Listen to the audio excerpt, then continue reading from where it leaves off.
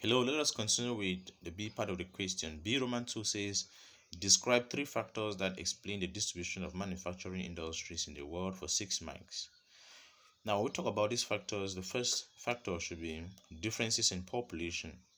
Now, when we talk about differences in population, many industries would like to locate in areas where there is large population.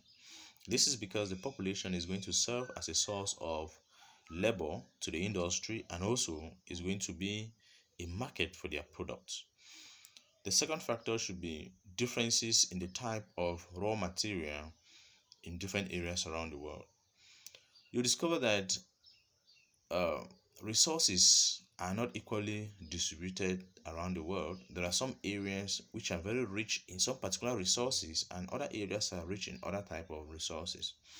Because of this, industries will go closer to the source of raw material, and in this situation they'll go closer to the area that has the type of raw material that they need.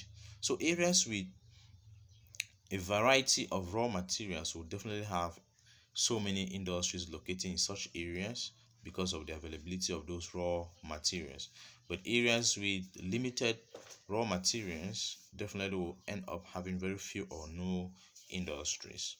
Another factor should be that of technology.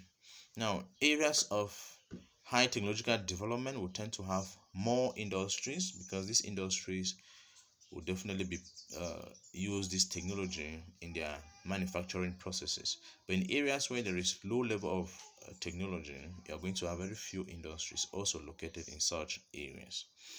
Now let's move on to the next question. That's the C part of the question, which says give two advantages and two disadvantages of urbanization. Remember that urbanization is the increase in the proportion of people living in urban area as against the proportion of people living in rural areas. Advantages of urbanization. The first thing is that it brings about cheap labor, and at the same time it, it brings about opportunities for more industries to be created in an area, or for more jobs to be created in an area, and at the same time it helps the government of the country to generate more income. Looking at the disadvantages, you discover that urbanization brings about problems of poor waste disposal, problems of pollution, problems of unemployment, and at the same time, it brings about congestion, traffic congestion along the roads, and there is usually a problem of water shortage due to increase in population.